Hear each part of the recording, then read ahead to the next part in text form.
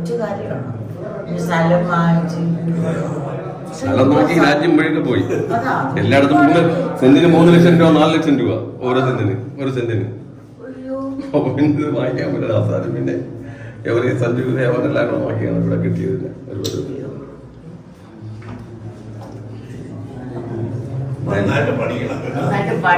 അതെ അതെ വലുതാവണം, അതാണ് കാര്യം.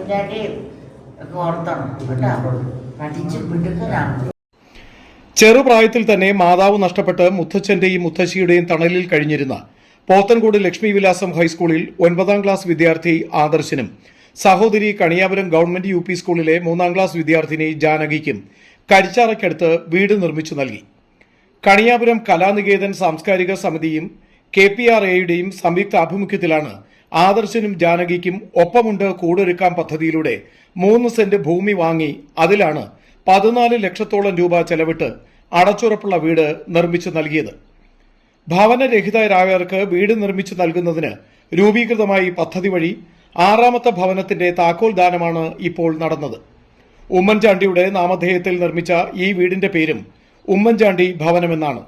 ഇതിന്റെ താക്കോൽദാന കർമ്മം MM ഹസൻ നിർവഹിച്ചു. ഭൂമിയുടെ ആധാരം ഉമ്മൻചാണ്ടിയുടെ പത്നി മറിയാമ്മ ഉമ്മൻ കൈമാറി. ചടങ്ങിന്റെ മുന്നോടിയായി IPS പദവി ലഭിച്ച നാട്ടുകാരനായ K മുഹമ്മദ് ഷാഫിക്ക് ഉമ്മൻചാണ്ടി സ്മാരക അവാർഡ് മറിയാമ്മ ഉമ്മൻ നൽകി ആദരിച്ചു. യോഗത്തിൽ KPRA Kalaniketan chairman MA Latheef അധ്യക്ഷത വഹിച്ചു.